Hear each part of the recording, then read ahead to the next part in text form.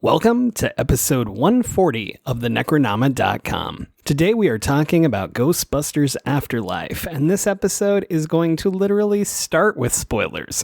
So if you haven't seen it and you don't want to hear spoilers, come back another day. For the rest of you, let's jump in.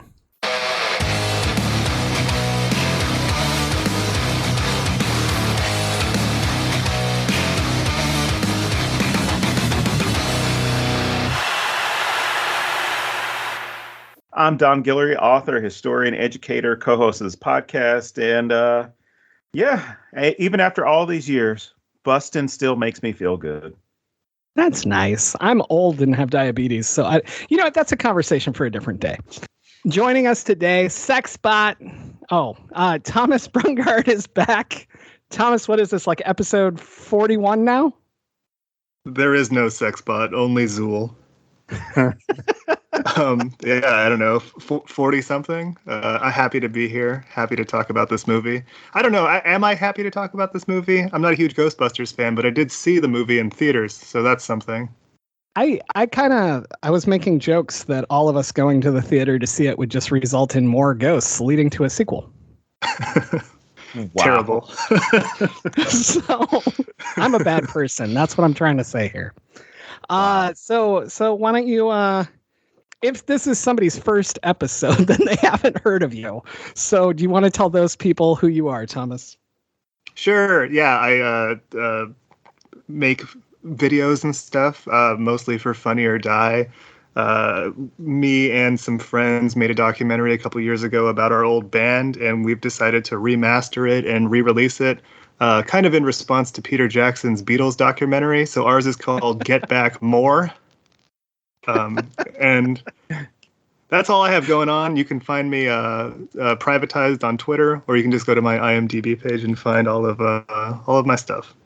Well, I will tell you this, Thomas. I'm a lot more likely to watch your documentary than I am about the Beatles because so many reasons. That's a podcast for a different day. Oh, yeah. That's what it would take to make me watch it. So, because we all know I only watch things that we're covering on the show. Speaking of which, I actually went to see this in the theater. I mean, I know you just said that, but it was so nice to be back in theaters again. I feel like every now and then I get to do this and then it goes away again for a while.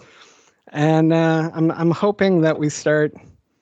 I know it's America, so this won't happen, but I'm hoping we start taking a little more care of this and maybe I get to do this more often because it was a great feeling. Well, see, I disagree with you. And I have a lot of resentment towards movies that they advertise and they feel the need now to say only in theaters. And I'm just like, fuck you. Just put it on HBO Max or Disney Plus. Because the idea of going to the theater, in theory, is great. You go there, there's big comfy chairs, a big screen, but then you don't forget there's 30 people around you who are loud as shit and don't shut the fuck up. It's terrible. Well, it depends on what movie you're going to see. If you're going to see certain movies, I mean, that's a great experience. But, others maybe not so much. Let me tell you a story about when I saw Ghostbusters Afterlife. An hour and 30 minutes into the movie, the family behind me had this epiphany, and they were like, "Oh my God, the ghost is the grandpa." You're fucking. And I just started laughing because it was way too late to make that realization. That should have been realized within the first 5 minutes. Yeah, no, before you even see the movie, you should know this is what it's going to be about. It took a long time for them to connect. Yeah, I mean, it's nostalgia. It's totally about making you feel what you felt as a kid. Of course, he's going to be the ghost. Here's what I got to say, though. I'm pretty sure the people that were there in that film with Thomas are the ones who probably didn't figure out that their nostrils are connected to their lungs when they're wearing a mask. So I'm sorry. Go ahead. And they were behind him. Well, just the loudest popcorn chewers I've ever heard.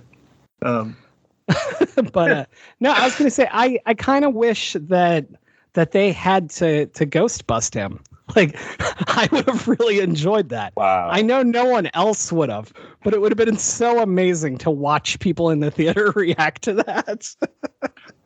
I have so many feelings about that ghost.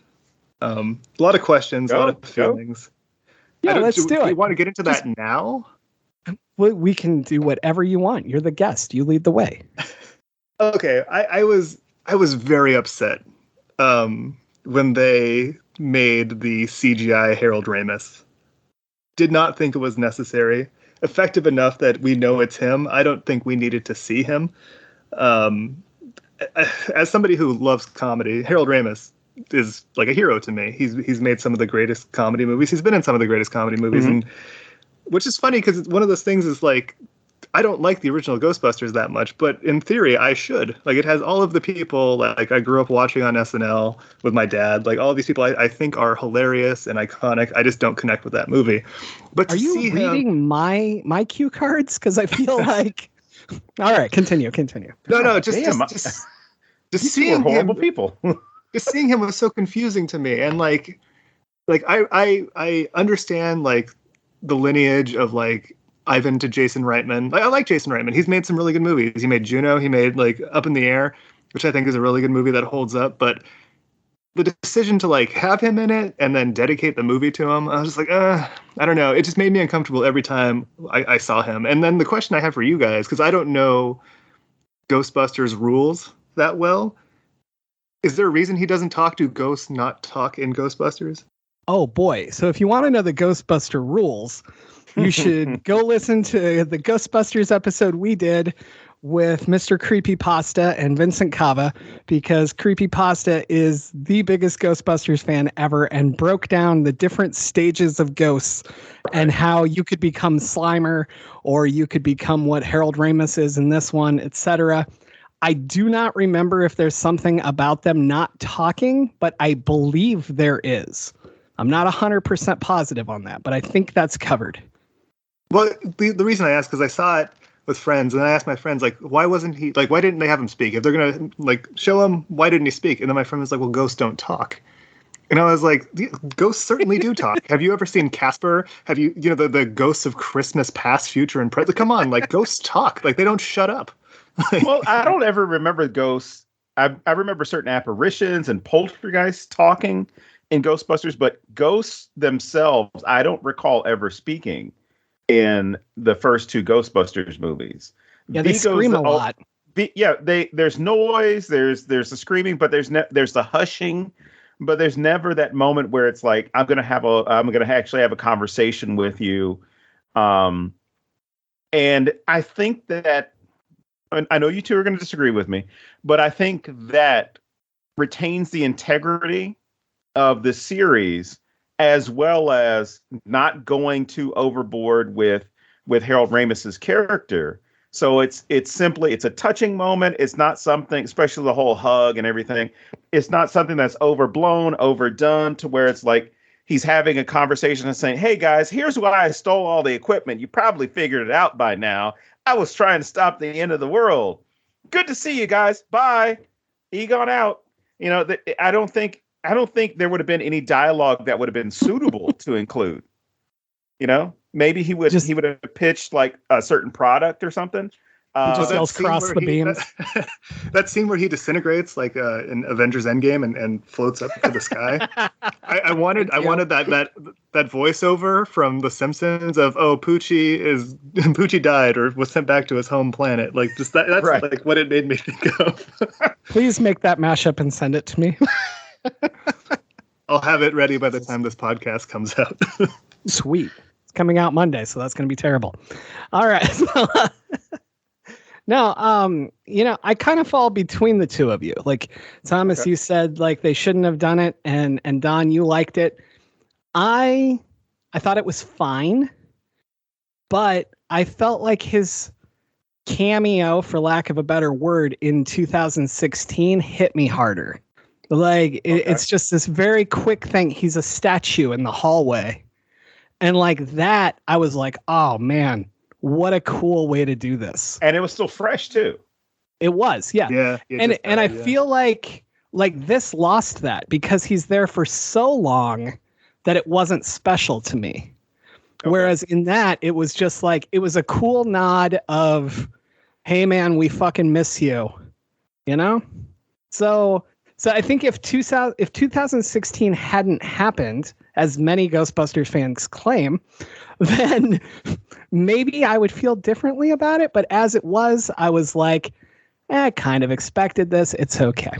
Well, could you argue that it might not necessarily be about the fans, but it's more about the performers themselves, and it's their way of participating in a send-off or a tribute to him in the movie by having that moment where, he does appear, he does fight the ghost with them, and he disappears. But because in Ghostbusters itself and Ghostbusters canon, as far as the films themselves, as well as the Ghostbuster culture and all this other stuff, they never get to say goodbye to him.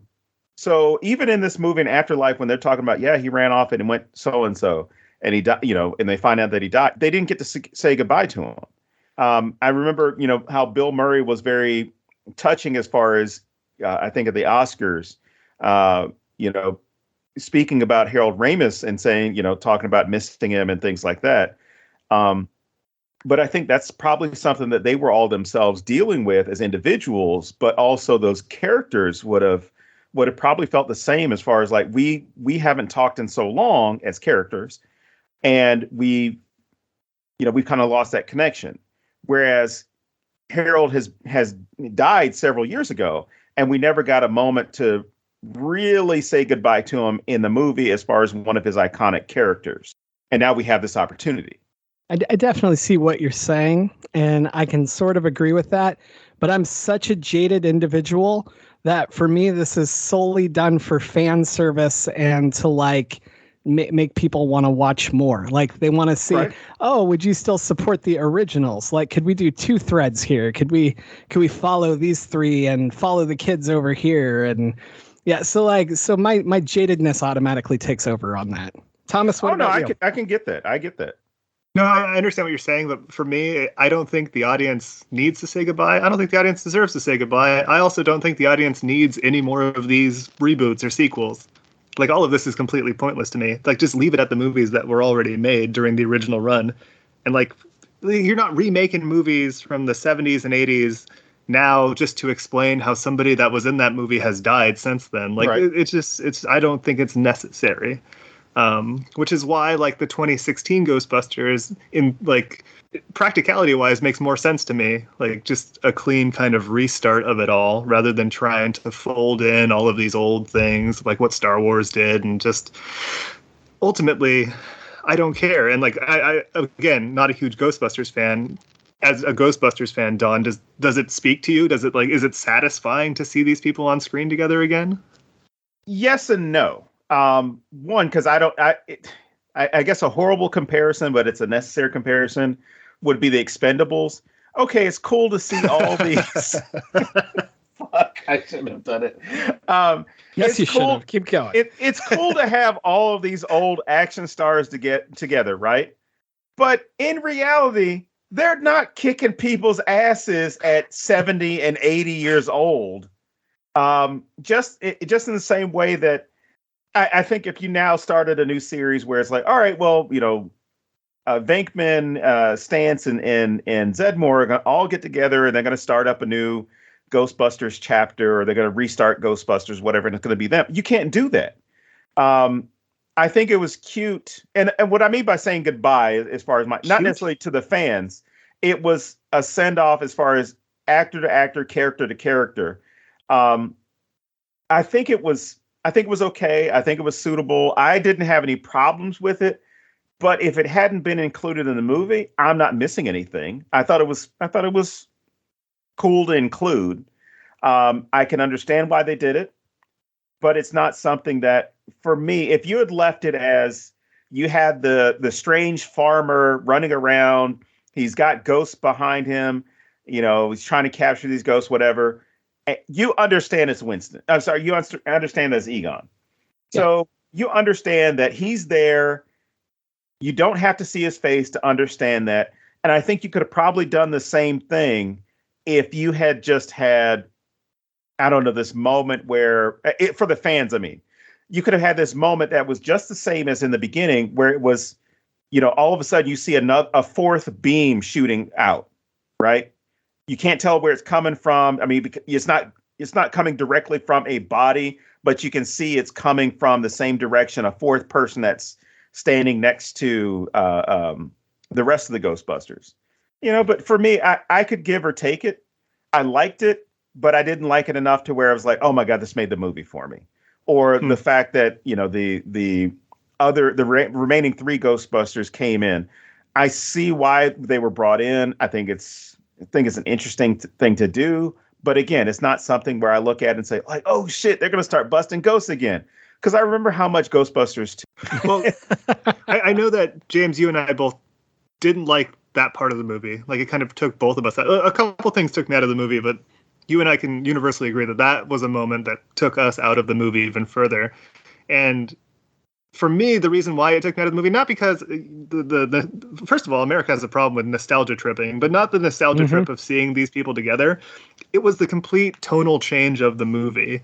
Okay. Where like the whole beginning, up until that 80% of the movie is like kind of this long form episode of Stranger Things. I get it. But then you have this complete change of tone where it reverts back to like that core group of guys, their sense of humor, their sense of pacing and how the movies were made, where it just felt like a completely separate movie. It felt like a vignette after the movie was over. That's why it took me out of it. What about you, James? All right. So my first complaint with it is really nitpicky, but if you're going to spend the whole movie telling me that Egon took everything, when these guys show up, they shouldn't be fucking dressed in their uniforms with their equipment. I thought he just took the car. He just took Ecto-1,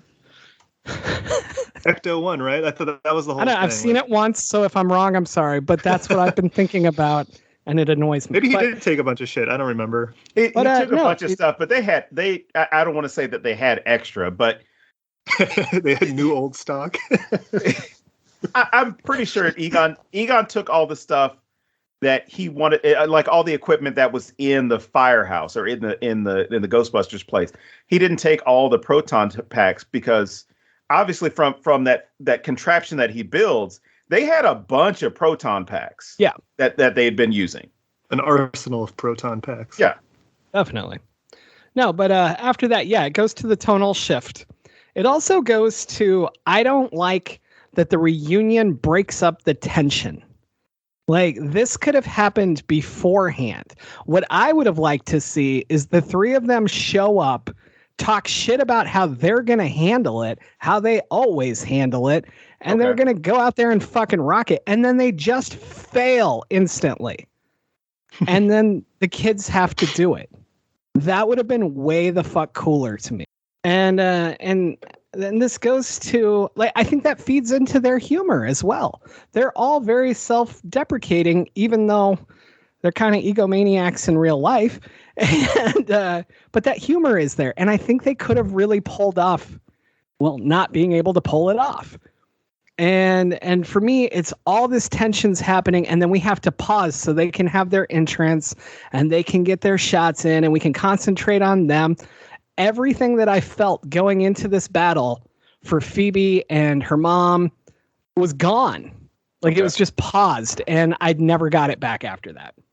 Well, because you know that they're going to, win the battle, right? It kind of trivializes the entire movie up to that point because it's so difficult for everybody else, but then they show up and it's just completely fine.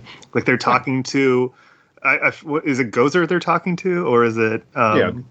It's Gozer, Gozer the Gozerian at that point. Right. Oh, that's right. I forgot. You're not a Ghostbusters person. I forgot. It's Olivia Wilde, right? Was they're just like they're talking. Yeah. Olivia Wilde was Ghost. Yeah, they're talking to her, and it's just so casually, just like it's just nothing to them that they have to deal with this after building an entire movie of like, oh, this is going to be a very difficult thing to destroy. I don't know. All I can picture now is the pitch meeting YouTube videos and the that'll be difficult. No, barely an inconvenience. Like that's exactly how I feel about this. And going back to what you said, like, that's the other part of this.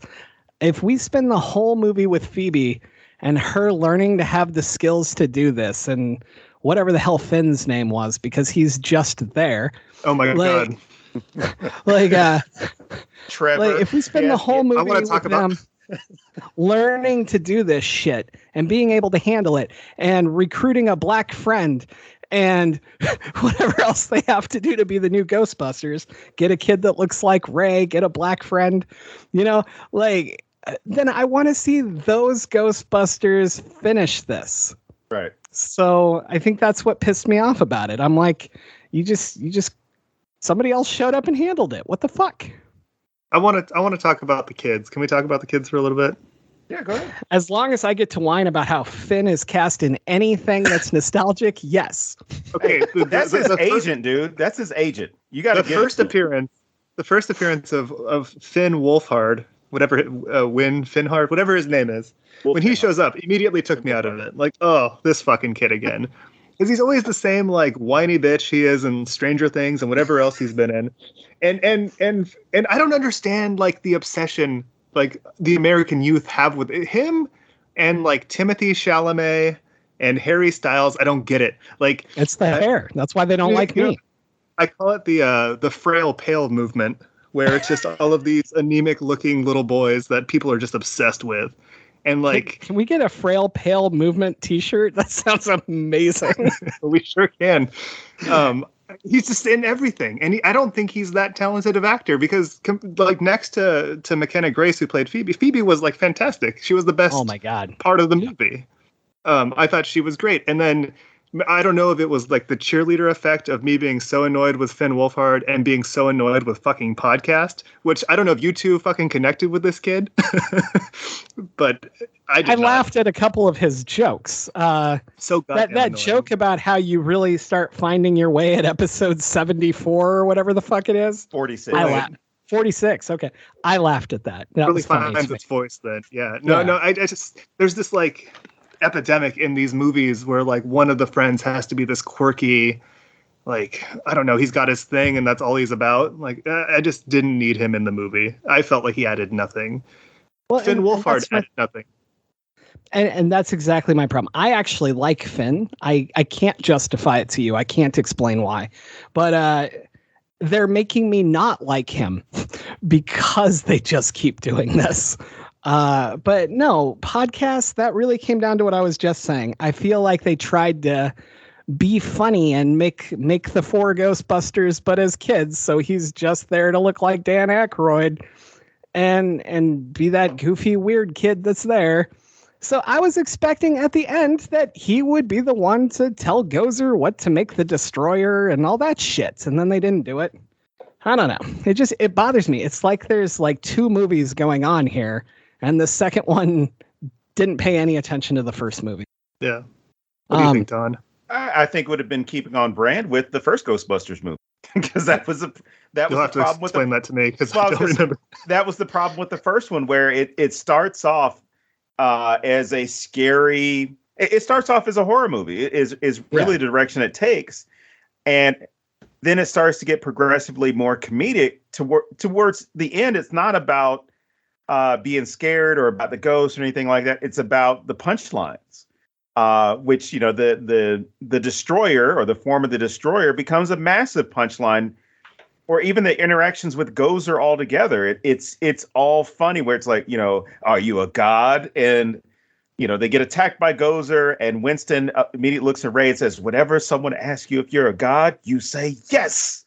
And then, of course, with him seeing seeing Stay Puft Marshmallow Man in his head, he becomes a comedic relief. Bill Murray's character, Peter likes to make the jokes or poke fun at other people. Winston, for the most part, is the straight guy out of the group, where he has these moments where he makes jokes. And then, of course, Egon is the geeky, goofy guy who happens to make jokes that, are funny in his head, but the way he delivers them, I mean, the way McKenna Grace delivers the jokes in this movie are the same way that Egon delivers the jokes in the first movie. But yeah, I would say I matched this up with the first one as far as the tone, how it goes from dark to comedic, even romantic. And I mean romantic as far as the nostalgia bit, as far as basically making you forget, other than the one mention of the Vigo's appearance from Ghostbusters 2. There's no reference to Ghostbusters 2 in this movie other than the fact that, oh yeah, New York almost got destroyed when this happened, and almost got destroyed again here when this happened. And you're like, all right, that's the only time we're going to mention anything that connects us to Ghostbusters 2. I couldn't decide if that was supposed to be funny or like if it was really stupid writing. Like, how the fuck could this have possibly happened in New York? And like, people just don't talk about it anymore. Well, let's be honest, James. Oh no. We live in a country where history is not people's what can I call it? Passion. Yeah, but this is super-powered guns. But so America would be all over it. No. Even then, let's be honest. Americans, for the most part, have the attention span of a goldfish. What were you saying? No. Just So when we know happens, that the 80s reminded that it happened. The 80s New York ghost attacks are just a hoax like 9/11. Don't you guys read my blog? The whole thing. Don, you said make something that I wanted to talk about. All right, what's that? You said something when you were talking about Dan Aykroyd, and this bothered me while watching the movie, so I wanted to get if you could clarify this for me, because in the first Ghostbusters, it manifests as the Stay Puft Marshmallow Man because he thinks of that, right? That's what he pictures in his head as something soft and cuddly. Why does by the way, Paul Rudd's in this movie? Why does Paul Rudd see the state? Why are there Stay Puft Marshmallows in this movie? Are we to believe Dan Aykroyd is already there thinking about it, or does Paul Rudd know about it from being a historian? No, it's a brand of marshmallows. No, I understand that, but why are the marshmallows coming to life? Oh, it's because all that ghost energy is in the area, and now it's on the verge of I guess popping. It's the same as in Ghostbusters 2, where the ooze that was under New York was creating more paranormal activity. So that you had the paranormal activity that was starting to ramp up in that area, and the Gozerians getting ready to show up, and why is it just the marshmallows then? Why isn't like Mrs. Butterworth like running around? Why is there are other? Where's the Vlasic pickle stork? Why isn't he hurling pickles at us? Like, why is it just? That is a lot of copyrights you want to pay for. Exactly. This product placement is about selling toys. Is it purely to serve as like, look, this is a callback to the first movie? Is that all it is? No, it's an answer to Baby Groot and Baby Yoda. That's what this is. It's Baby Stay Puft, and I guarantee you, with Christmas coming. Oh, dude, they're already out. That's what I was going to bring up. They're already out. No, but that's what I'm saying. With Christmas coming, it feels even more powerful now. But it would have happened no matter when it happened this year. But yeah, the craziest part of that scene is like 2 scenes before when they're at like the mine shaft, and Finn's trying to nail that girl he works with at the drive-in. And she's like, well, why are you even in this town? There's like 40 people in this town, but the town has a fucking Walmart. Like, there's got to be more people than they're leading on in this town. Right? Oh, Thomas. I know the answer to this. I can't wait to hear this. Go. Oh, Thomas. Am I to believe that Walmart drove all of these mom and pop businesses out of town? Yes. Tracy Letts runs a shop. Like, they still have mom and pop businesses in town. You still have some mom and pop businesses in those places. And I'm speaking from going through parts of the South and the Southwest and Midwest and wherever, right? You can go to some of the smallest towns that you could think of, right? There'll be a Walmart there of some capacity. There's going to be a Walmart there because they look for the area. And the same thing with I can't remember. It's Family Dollar General. The same thing with Dollar Generals. It's like, we're going to look for a place that is accessible, sometimes economically depressed, so they might not have everything that they need. So we're going to have a market, and we can offer some better, or at least some decent wages for that area. So 2 places I can think of, one off the top of my head, would be Statesboro, Georgia. Hello, everybody at Statesboro who's listening to this. Go Eagles. When I got to that town, the population was around like 15,000, if that. And this was a college town. So there weren't that many people there. And because of the college, I should say the Walmart was there before the college. I'm sorry, before I got there. But that place started to grow, and you had some of these mom and pop places get driven out by Walmart. But then as the university grew, you had more people, more businesses, you had stuff that was there. So probably by now there may be 25,000 residents that are there. But as far as this part of Oklahoma that they're talking about, or that this is based off of, it would be the same thing. It's a small town that happens to have a Walmart. But the one thing I will say about that fucking Walmart, that thing looked brand fucking new. And nobody was in there. It was empty. Anytime I've ever been to Walmart, it's a fucking feeding frenzy. You try filming in a Walmart with Paul Rudd with people around. Unbelievable. I know, the sexiest man alive. Come on. That's right. I like that he got. I thought it was funny that he picked Baskin Robbins ice cream. I thought that was a nice call. Thank you. I pointed that one out to my wife when we were watching it. It's like Ant-Man. I guess he is using that master's degree for something. If we're talking about Paul Rudd, I thought his character was fine. I enjoy Paul Rudd. I enjoyed his interaction. I really like Carrie Coon. I think she's really good. I liked all the scenes of them together. I had no complaints. I would have liked to have seen them more. You know, I would have actually, like, if I was writing this, like, Paul Rudd would have been one of my 4 kid Ghostbusters. There would have been 3 kids and Paul Rudd. Like, that would be fucking fantastic to me. So that's what I would have done. So that's where I was hoping it was going when it started. I like where it went. I like that he becomes one of the terror dogs and it all makes sense.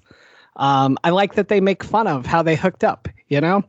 Like, all of that shit was great. I feel like this role was made for him. Like, this is the character he always is, and the character I always love, so I have no complaints from Paul. I had the same thought after the movie of what would I change about this movie? And in my mind, I just wanted to change it to make it funnier. So next time you watch it, imagine instead of Paul Rudd, it's Christian Bale. And instead of Carrie Coon, instead of Carrie Coon, it's Paris Hilton. You just ruined the fucking movie, man. And the movie is called Ghostbusters. What? Yeah. Nice. It's gonna win some awards. Mostly Razzies. I was gonna say Razzies don't count, man. I count them. If I ever win one, I will be there to accept it. Now then. Anytime someone etches your name on a plaque, it counts. Go ahead, Jim. Exactly. You're not wrong. I want to jump into the actual social commentary here. And the first thing that I absolutely love about this film is that they moved it out of the city. Yes. I really like this change. I don't like how it's incorporated to explain the old movies. I thought that was completely unnecessary and ridiculous. But I loved that it's... What the fuck was that? It wasn't on my end. What was that? Nothing. It's just the annual purge has started. It's the first time my phone has gone off during these shows. We're going to leave it because my reaction was priceless and I want to hear it again later. All right. So the Purge movie's happening now too. We'll talk about that as well. The Purge in this little tiny town. No, I loved that all of a sudden this takes place in a little tiny town instead, because I get why movies are always in New York and things like that. But if you want to talk actual fear, I fear like a terrorist attack in a town of 400 people way more, because that tells me nobody is safe anywhere ever. Mm-hmm. And that's the feeling I get from this. Like, the townspeople all know about this weird fucking mine, and they know that these earthquakes happen and that they shouldn't. And they know about this weird guy on the edge of town who recently died. And that's also real to me, having grown up in the Midwest. Like, that's how it is. We just accept this weird shit. And so if you add in that the threat is there and no one else is coming, there's no other person to save you. Like, I think this could have gone way darker because of that isolation. So I wanted to say that the isolation is a huge thing for me in this. I love it. Yeah, and you're 100% right, because I can remember it was the movie The Faculty that came out in the late 90s. And they were talking about the same thing in that movie. They said, well, if aliens were to come to Earth, do you really think they would come, blow up New York and DC, everything Independence Day style? Or would they come here to this, small town in the Midwest and infiltrate? And that's the reality of this situation, is that you don't typically think about those places. If something happens, it's got to happen, as far as the way we look at it with movies or even in real life. it's happening in places where there are a lot of people there because it's going to create, it's going to get you a lot of attention. Whereas if something happens, I don't know, school shooting, terrorist attack, like you mentioned, or, just some random event, you're just thinking like, holy shit. One, you're like, I didn't know that place actually existed. And then 2, wow, there are people there. Then 3, holy shit, they have a Walmart. And wow. That was amazing. I'm truly impressed. Thank you. What a tie-in. No, but I feel the opposite about it, James. I have a great sense of ease about small towns being attacked. Of course you do. You're in a big city. Well, no, it's because like when you see like the news, like, oh, a meteor hit some little town in Siberia. It's like, great. I'm glad it wasn't a big city. Like, it wasn't somewhere that mattered, right? Like, to me, that's how I feel about it. Like, nobody in this town nobody's curing anything. Nobody's adding anything to society. If we're going to lose a town, it should be this little town in bumfuck nowhere. It's the same idea with the mist. Like, who cares about this fucking town in the mist? Like, they can all die and it doesn't change the world. That's just how I feel about it. But I lack empathy, according to a number of psychiatrists. And the ability to pay. That's why there's so many of them. But no, Don, you brought up school shootings, and that's kind of exactly where my mindset is with this, because, I don't know. I feel like every fucking school shooting that happens, I see some asshole who's like, it's unthinkable that it could happen here. And I'm like, dude, it is fucking inevitable at this point. My thing is, look at the border of the United States. It's happening there. Yeah. And so that goes into these small towns, because what I think happens, and I do get what you're saying, Thomas, and I do agree that it's great that the body count would be lower. But can I ask you a question before you jump in? About school shootings? Just to clarify, have there been school shootings in like high populated areas, or is it usually in these small towns where people are isolated? That was my question for you. We have them in Phoenix. We have 6 million people here. Yeah. Okay. That answers my question. Yeah. Like, less than 3 miles from me, there's a high school. And recently a 15-year-old bought a gun from a 16-year-old, paid him with movie money. I'm not making this up. The money literally says like, whatever the little disclaimer is, like, this is only for films or whatever it says, right? Okay. And so the 16-year-old finally realizes, oh, this isn't real money, and goes and confronts the kid, who shoots him with the gun that he just sold the kid. So yeah, it happens. That's my point. But no, where I was going with this is, it's the little towns with school shootings that freak me out. Because we do all talk like, oh, big cities are gangs and big cities are dangerous and big cities are this and that, and it could never happen here. And I don't know. I read the news daily, and anybody that's Facebook friends with me or follows me on Twitter knows I can't fucking shut up about every single school shooting that happens. Nor should you. So, but that's what I like about this isolation in this. And as a writer, I feel like they should cash in on that more. It should be about how there isn't a city of 6 million to come save me. There isn't a giant police force coming to help. All I have is my friend that looks like Ray and my black friend that I met, so that we would have the 4 of us. And we have to go cross the streams ourselves because no one is coming, Mm-hmm. That's one of the things that I feel like they really failed at in this. They didn't cash in. They had such a great setting, and then they just didn't cash in on everything that could have come with it.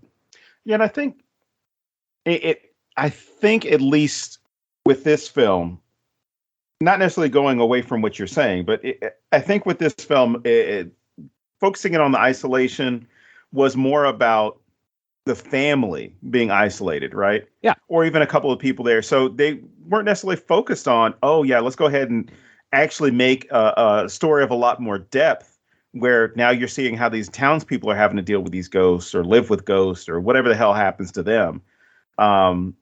As opposed to, even the 2016 version of Ghostbusters, where all these ghosts are going around, and of course you have the cameo of Ray. Well, it's not Ray at that point, but you know what I mean.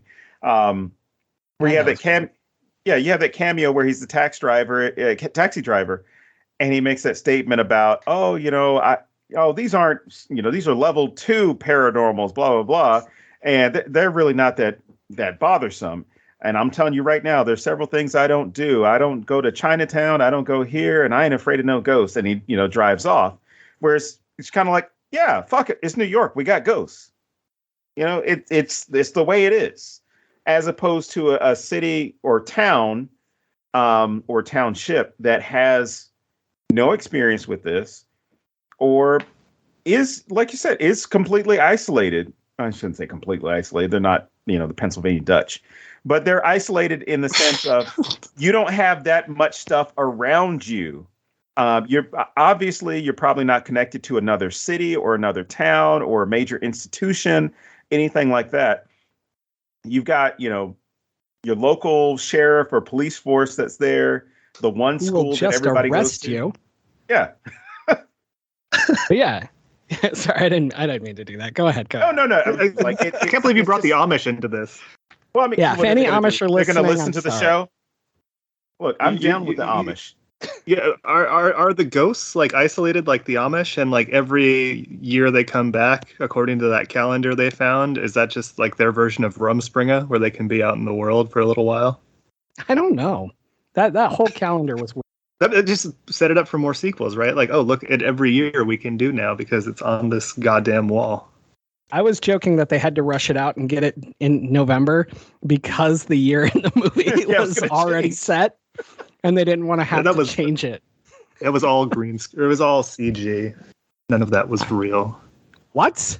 This cave doesn't exist? Wait, you mean to tell me that wasn't a real ghost of Harold Ramis? This was not a documentary. The jury's still out. We'll find out.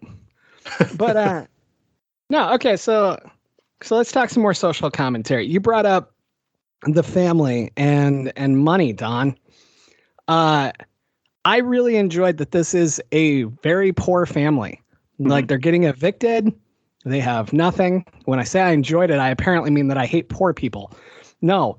No, I really liked that it wasn't a bunch of grown men who had the money to quit their jobs and start a business like the first one. Right. Like, these guys have to be in this house, no matter how it looks, no matter what's happening, no matter how crazy this town is. They don't have a choice.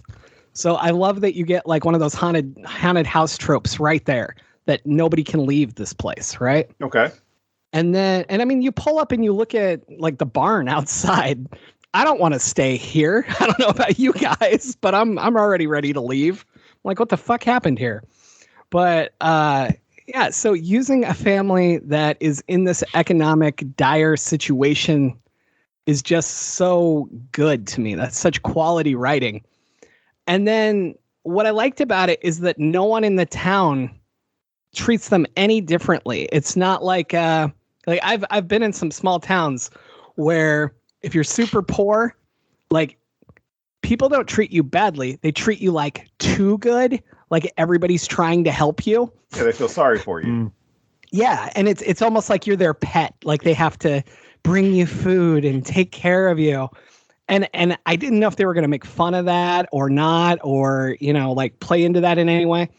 And I just liked that it was just used for horror tropes and then nothing else. I don't know. Well, I think for them being, I don't want to call them, well, I'll just call them outcasts. The odds of them being outcast would be more suited to who the grandfather was. He was the crazy dirt farmer. In fact, they make references to him a couple of times and even talk about him Trevor, Finn Wolfhard's character, maybe becoming crazy from living in the house.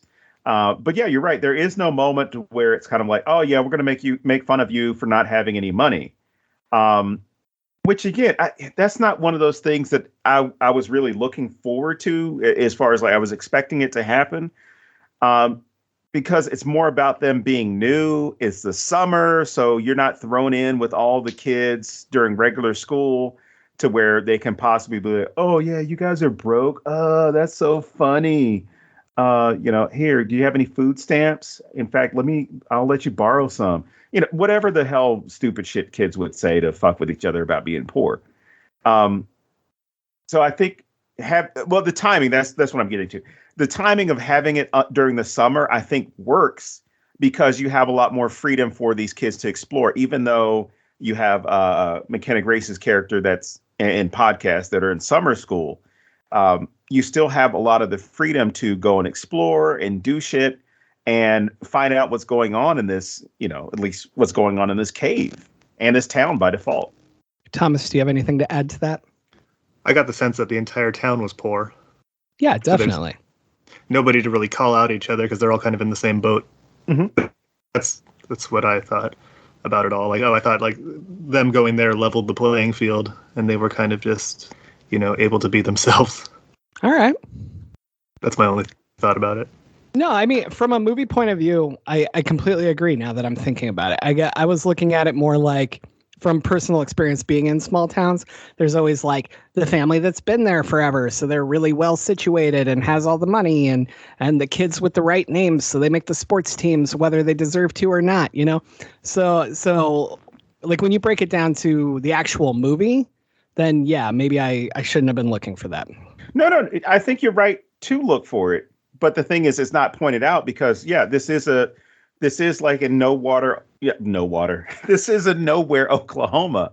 I live in no water, Arizona. Anyway. So that's part of the I live in no water, California. Oh, you definitely do. This is kind of part of that town as far as, there may have been, it may be a part of an economically depressed part of the country. But you don't have that opportunity to actually investigate anything related to money because even, when Lucky's character makes that comment about why would you come here? We only have 40 people. That's definitely a teenage thing of we're just a small town.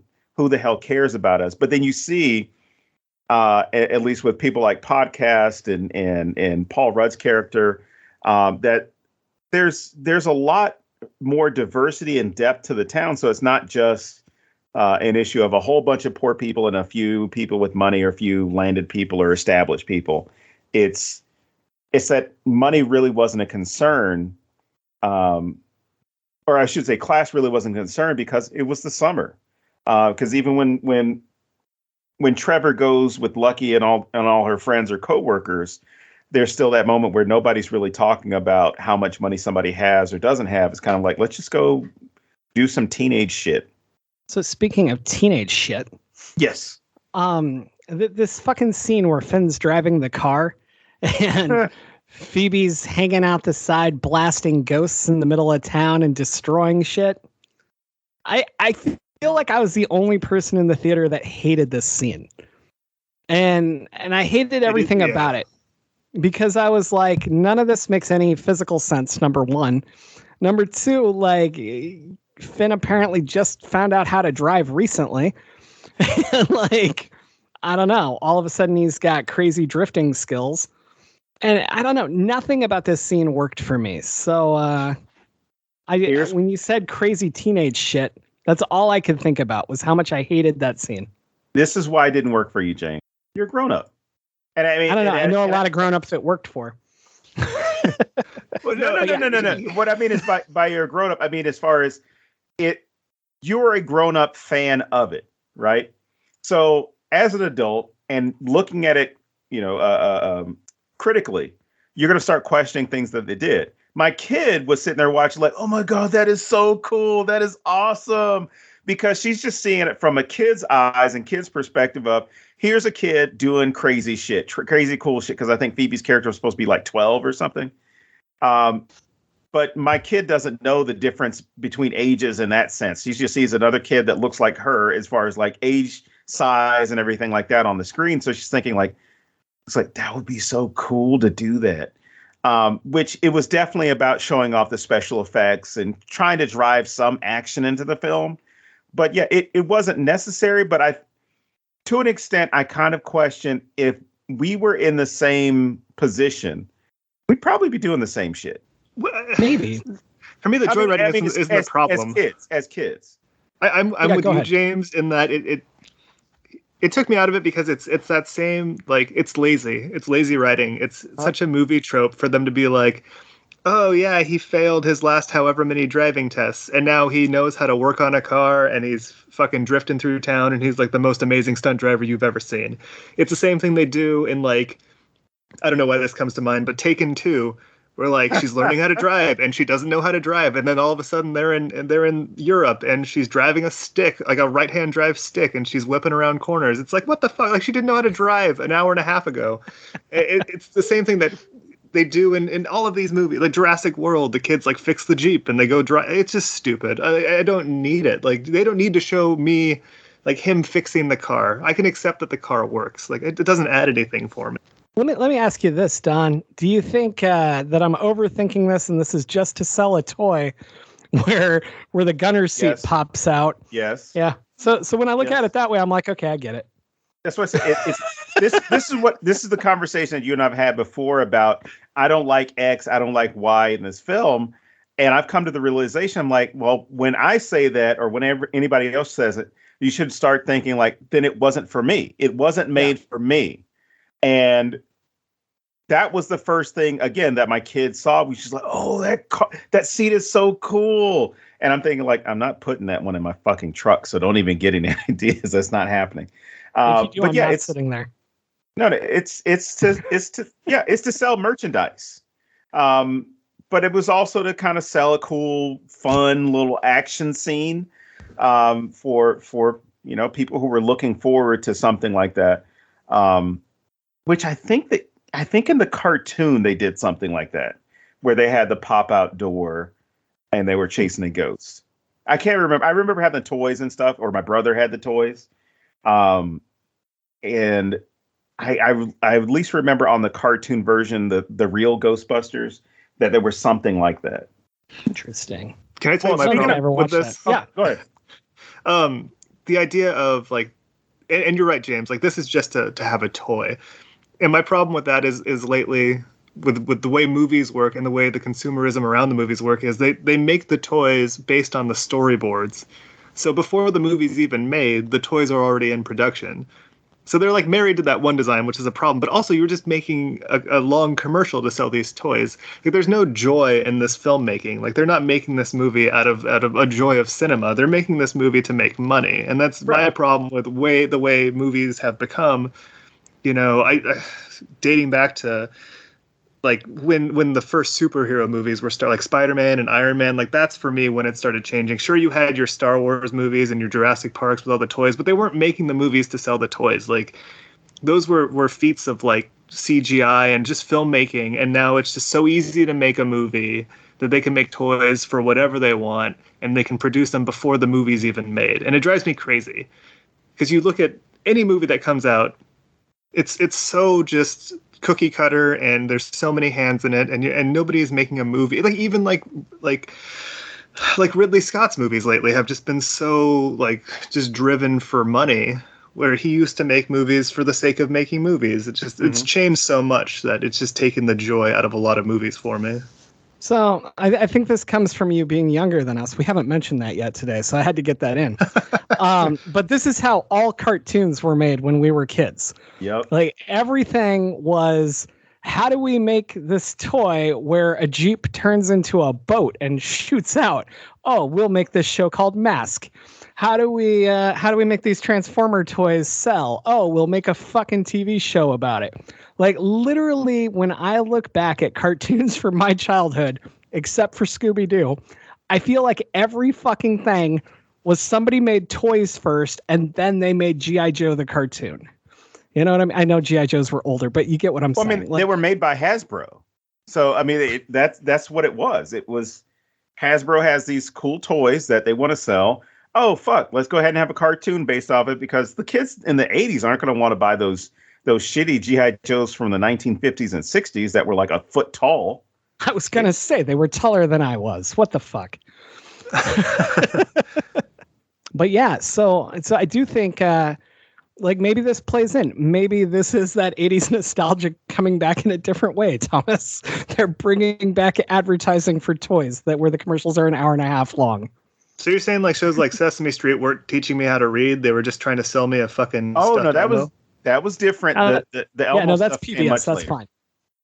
Oh, Plus, they're owned by broadcasting. HBO now, so Great. So yeah, but commercialization itself. I mean, you're right, Thomas. That it is about making money. It is about reaching a broader audience. So you're not creating a film of great depth, but you're making that film that's going to touch off nostalgia. You're going to have this baton that's baton that's passed to that next generation. So someone my age, James, well, we're the same age.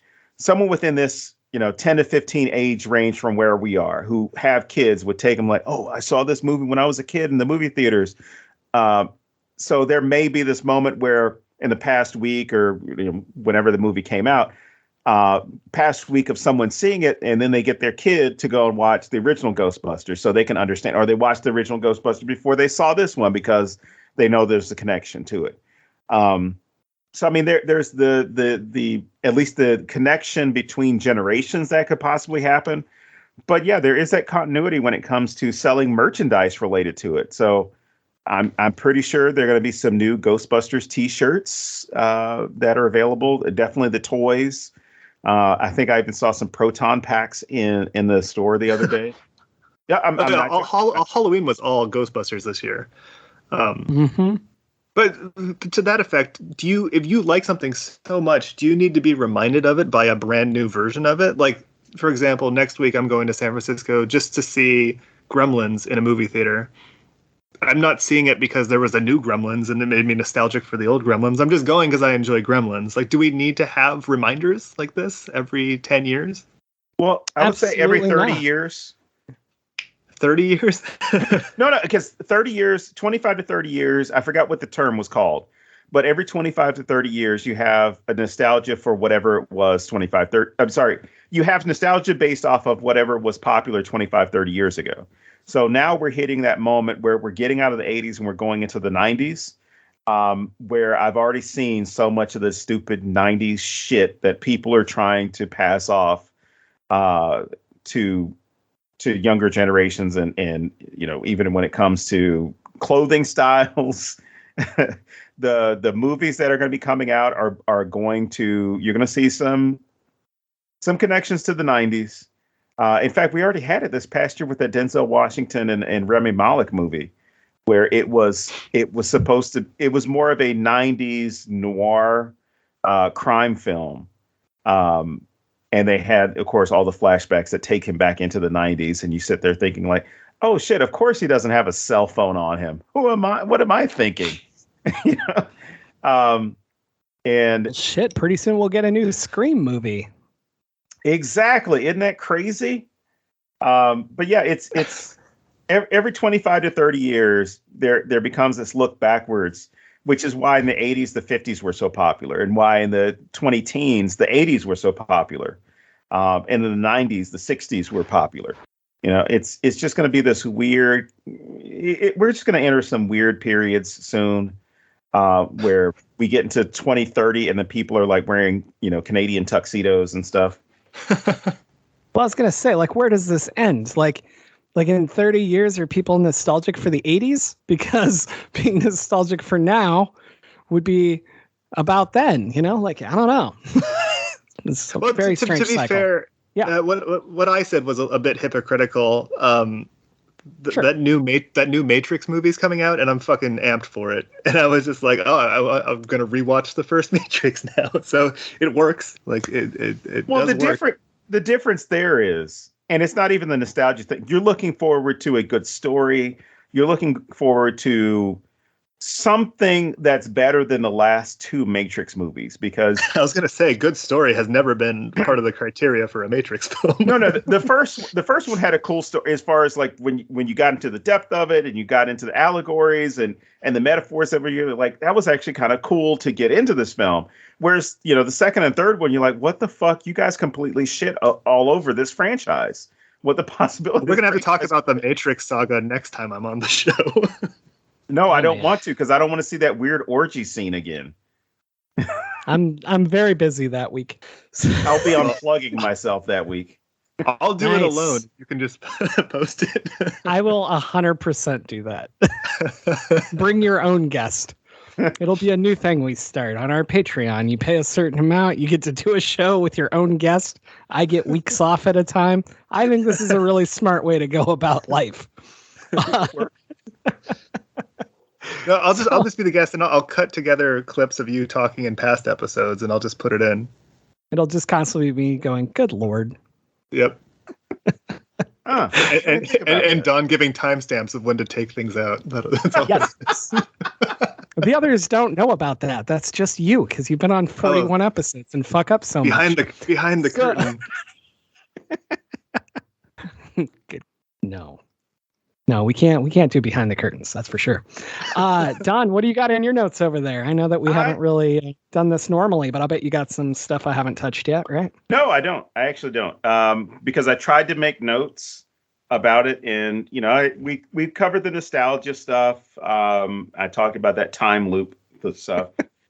So what time are we at then? So I can cut No. We're good. But no, the one thing I do want to include. And this has been a problem that I've had, and Thomas won't know about this one as much because he's not a Ghostbusters guy. I'm glad, at least with this film, despite some people's disapproval of the fan service in the film, I'm glad that they were able to fix some of the problems, or at least show these men way beyond their Ghostbusting days, right? Because with a lot of things, when we're talking about historical figures, time periods, films, characters, whatever, we often freeze them in time and think like, oh, well, that's it. That's their life. That's all they're going to do. Okay, you see how Ray is a failure. I mean, he's not a failure by his own measure. I mean, by some people's measure, he would be a failure, right? Because he's running this little shop that's not making any money. And by failure, I mean as far as like financial failure. He's losing money. He's not getting any customers. And then you find in the post-credit scene that it's Winston who's been paying his bills. And he's been kind of been hushed. He hasn't really said anything about it other than, to Annie Potts' character. He kind of throws it off. He's like, yeah, I just figure one of these days he'll run a profit and he can actually pay the rent. Until then, I'm going to cover it. But the fact that Ray, Egon, and Peter were all established characters coming into the first movie. I mean, as far as like, you know who they are, you know what they're doing within the first 5-10 minutes of the movie before you really get driven into the plot, or at least the story. Whereas Winston, he comes in halfway through the film, and it's treated as if he's a guy who answered an ad that just came off the street because he needed a job. In fact, he delivers that line. He's like, if there's a paycheck at the end of the week, I'll believe in shit. What did he say? Like the Bigfoot or something. He gave some little remarks basically saying like, if you're paying me, I'll believe in whatever the fuck you want me to believe in. But the backstory of Winston was like, he was in the military. He had advanced degrees in the fields of science. He was building a lot of the equipment that they had. So there was like even supposed to be this thing with he and Egon where they were getting together and making all these new weapons to fight ghosts and stuff. And they completely got rid of that and just turned it into, it's just a black guy who comes off the street because Eddie Murphy's not going to be in the movie. So we don't really care. But in this film, I think they fixed that problem partially because they don't have him as some guy who's, he's reminiscing about the Ghostbuster days and saying like, I could never do anything as good as that again. This guy is like, has built up his business. Like he's obviously doing well. He's got a lot of money. He's taking care of people and he's very successful in what he's doing, but he's not successful because of the Ghostbusters. He's successful on his own merit. Whereas Peter goes back into the field of education and paranormal psychology. Egon had run off and taken all the stuff to go and fight whatever was going to come with the apocalypse. Whereas Winston gets to be his own man. Winston gets to do something other than ghostbusting, or at least live in the past and be haunted by his ghosts of the past. There you go.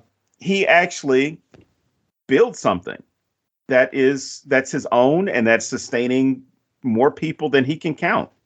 So I love that. I love that there was a positive take on him, or at least a positive change for him to where you can see him as more. I mean, he was a positive character to begin with, but you see him as a more of a positive character with this film.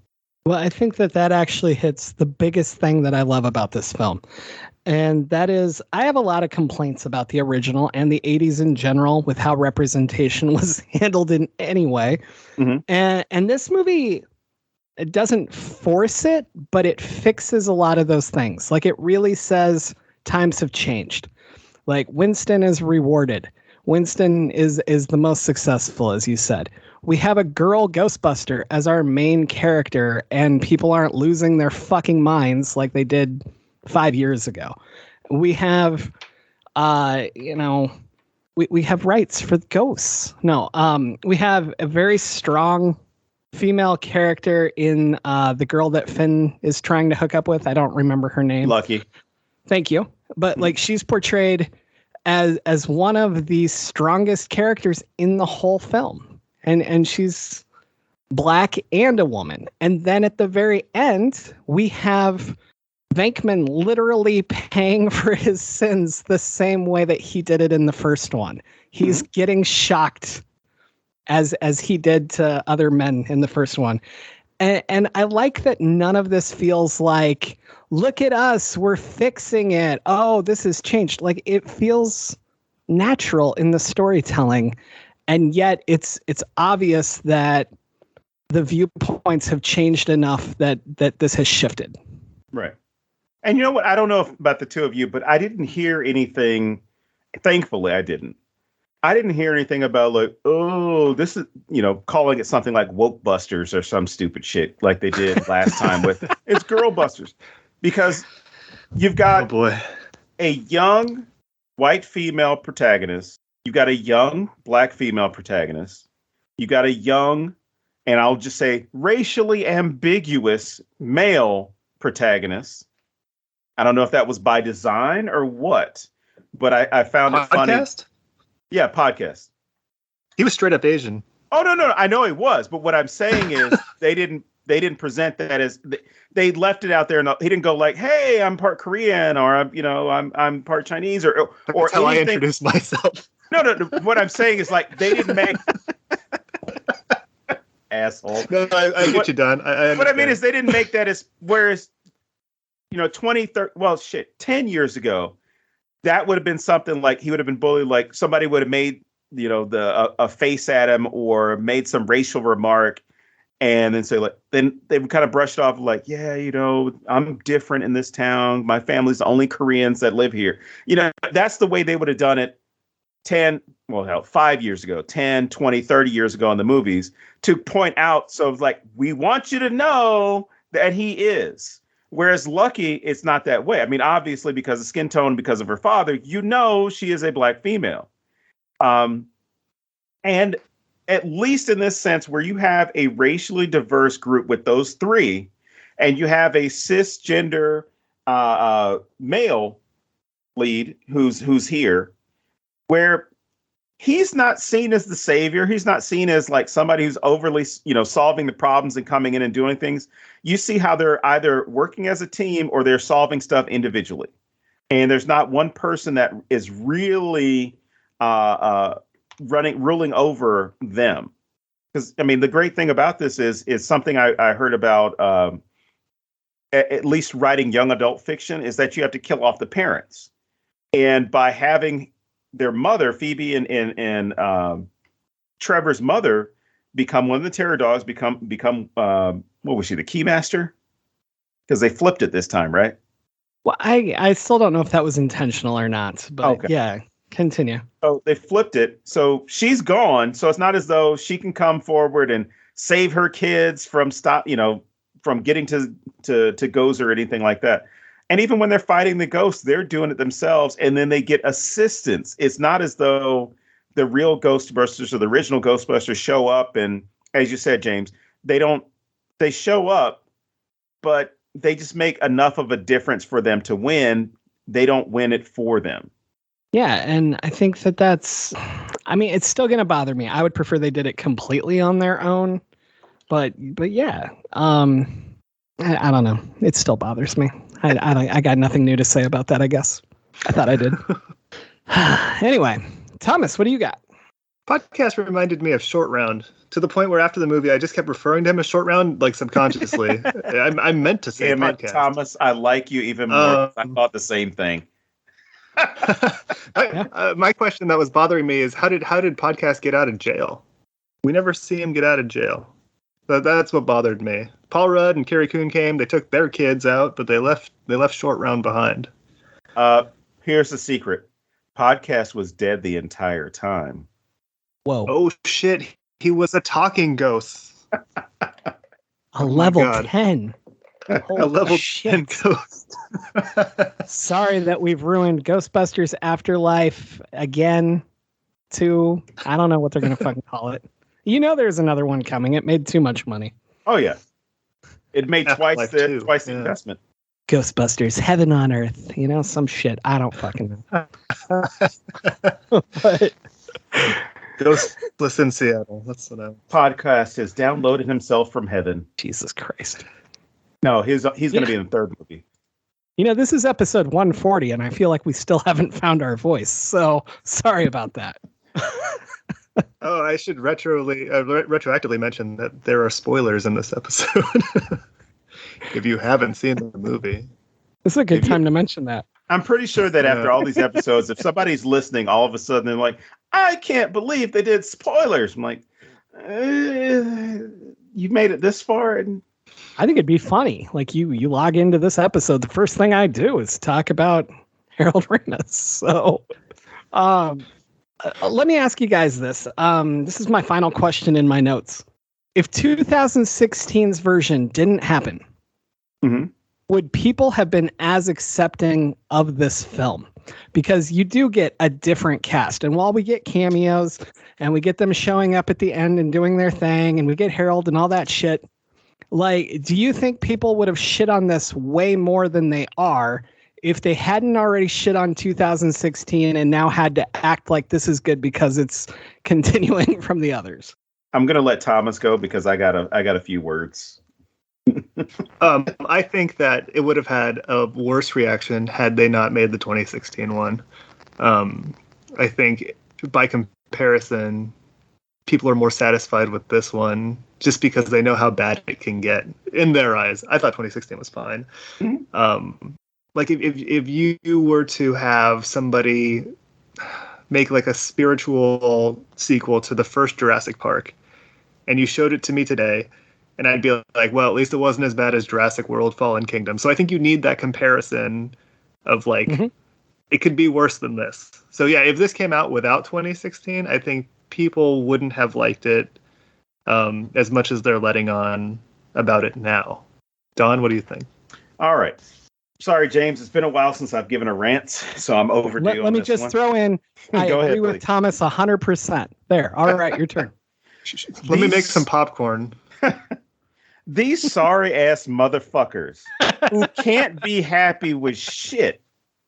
Like, can't be happy with anything. It's like, oh, you fucking ruined my childhood. No one ruined your fucking childhood.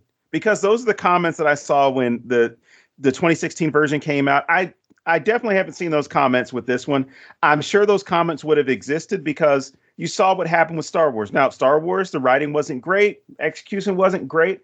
But you know what? Going back and looking at the originals, those movies aren't that fucking great either. The difference is we didn't have social media where people could bitch and pull everything apart and complain about, I think, you've got this group and it's against the Empire. I heard the Empire is supposed to be the United States. Oh, George Lucas hates America. He actually made a movie about the Viet Cong fighting against the United States, which is what it's about. And you would have had all these people starting shit and trying to boycott the movie. I think with this movie, the issue is you have so many people who make it as though everything has to be about them.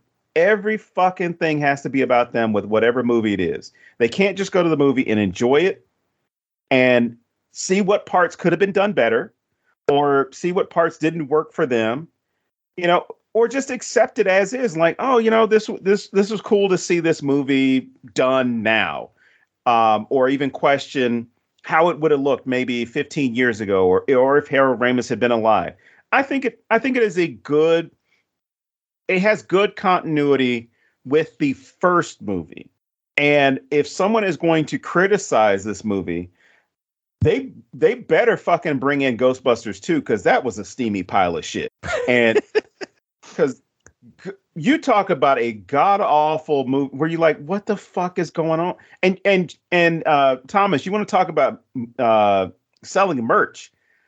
I wholeheartedly believe the popularity of Ghostbusters the movie and the Ghostbusters cartoon led to Ghostbusters 2 being created so they could sell even more toys, because Ghostbusters 2, the story is horrible. There are so many like goofs and mistakes in the movie. It's just stupid. Anyway, my issue is the people that are going to sit here and complain about this movie, or would have complained more if the 2016 version hadn't been there, which I like. And I will say the same thing to them that I will say to anybody else. If you didn't like it, it wasn't for you.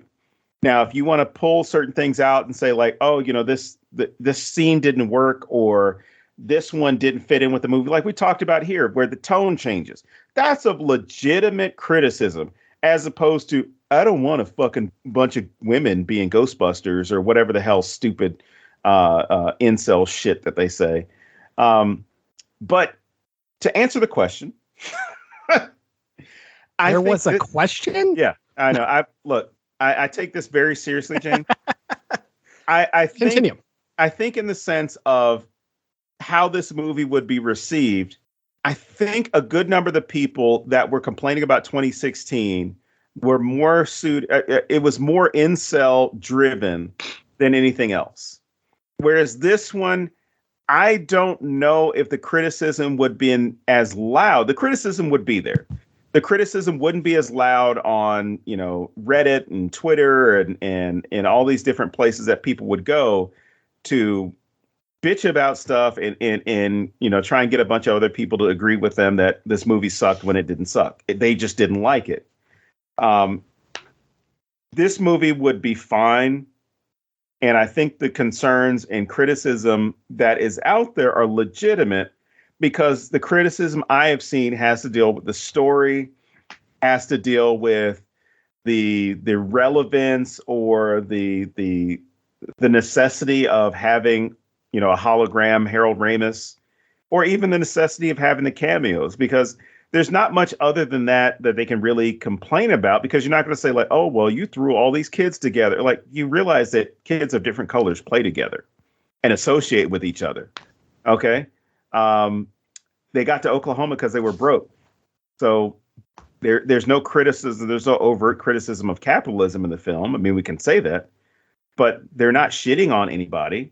They're not trying to, be quote unquote woke about anything in the film. We got a film. People want to see some Ghostbusters, or ghosts themselves and Ghostbusters. And we got all this cool new CGI stuff and tech, and we're going to fucking use it. I think it was cool. But yeah, if you hate this movie, you're just shut up. But where was the slime guy? Oh, God damn it. That's why they had Muncher. Okay. Because, here's the thing. If they had thrown, what have you done? If they had thrown Slimer into this Keep going. movie, no, I'm glad you did, because I wrote that down, New Ghost. If they had thrown Slimer into this movie, people would have been pissed like they were in the last one, because Slimer had a girlfriend. And I'm like, are you fucking kidding me? You think ghosts don't fuck? Did you not? What? Wait, what? Please tell me that's the title of your next book. Ghosts don't fuck. That's the tagline from the movie Ghost, right? No, didn't they have sex in the movie Ghost? Right? They had sex in the movie Ghost. I'm pretty sure some ghosts are astral projecting something. Okay? Anyway. Do living humans' genitals line up with ghost genitals? Have we talked about this yet? Look at that. Now we have new stickers. Yay. That'll be like, do androids dream of robotic sheep? Android sheep, whatever the hell it is. Do robots dream of android sheep? That's what it is. It's like, Okay, anyway. my problem is if you had Slimer in this film, people would have been complaining like, "Oh, I can't believe! Oh, they went in, and they just threw in slime." Kind of like some people did complain about the Stay Puft Marshmallow Man. The Stay Puft Marshmallow Man, yes, were to sell toys. They were cute. That whole scene was funny as hell because they start complaining about that. No. I mean, people actually complaining, saying like, "Why'd you put him in?" Like, I've seen the little thing where people bitched about they didn't need to have this scene. It was useless. I'm like, no, it was a comedic scene. They want to sell some toys to go along with it, and it was kind of fucked up that you had marshmallows roasting themselves and getting ready to eat each other after they've been roasted. So that was cute. That was my favorite part. It was funny. Especially the one that was drooling. And the one in the blender. A Fluffernutter house, yeah, so it's not for me. But if they'd thrown Slimer into this movie, that would have been the complaint was like, oh, there's too much fan service in this movie, and I can't believe they threw Slimer in. Then you had the Muncher, and it's like, where was Slimer? I thought the Muncher what if it's Slimer? What is Slimer? But with Harold Ramis's face. Oh my God. So he was only a level 4. What level of ghost would that be? Yeah. Humping a fire hydrant in town. Just what is happening? So if you're still with us, we're so sorry, listeners. I think they left after I said, "What do you mean? Ghosts don't fuck?" Oh no, that would make me. That's when it got interesting. I'm way more worried about Thomas admitted. Fluffers and nutting and whatever he was talking about. So, all right, I'm done with this. I'm not editing any of this. That's the best part. Please don't. I don't want you to. That's my gift to everyone out there who has dealt with 41 episodes of Thomas so far and who will deal with at least like 59 more. So, yeah, I got nothing left in my notes. So I don't know if either of you two do before we wrap this up. Nope. I would just say that it's a fun movie. I wouldn't go out of the way to see it in theaters, but if you're at home and it's on TV and you're streaming it, then yeah, give it a watch. It's not a bad movie. And overall I enjoyed it. Well, I would disagree with you about the movie theater. Only for this reason. I don't think some of the stuff could be recreated, like if you're watching it streaming. So there are a couple of scenes in the film that I think would work really great on the on the theater screen, or because I think it was also shown in IMAX. So I think kind of the same thing as people stated with respect to Dune was you need to see it on a much larger screen. You need to see it on a cinema screen and a movie theater that has the right audio equipment. So that's the only reason I would say, like, yeah, definitely see it so you get a different feel around it, because it has a different feel. But I don't like the whole, like you guys said earlier, I don't like the whole we're now advertising like only in theaters. No, give people options, because let's just understand that it's not, COVID's not going anywhere. Like, I mean, it's going everywhere. Legitimately, I wonder how much that goes into the whole Scarlett Johansson, Emma Stone, and their contracts and how they weren't properly paid for things that were streaming. Like, I wonder how much that kind of stuff has influenced this whole only in theaters movement that we're getting right now. Like, do you think that's a part of it, or do you think it's solely like, because to me the studio is making money They're not either making way. As much money. They're not making as much money as they wanted. And I remember HBO or Time Warner, when they made the announcement at the end of 2020, they're like, all the Time Warner movies we're putting on HBO Max. And they got some resistance from the production studios who had made the movies, because they're like, we're looking to make more money off of this. Why are you putting it on HBO Max? They're like, we're going to. And they pulled back a little bit. And so they then expanded, like, well, we'll have them in theater and HBO Max the same day. Yay. But we'll only have them on HBO Max for, I think they were doing like 3 weeks at one point, and then they pushed it to a month.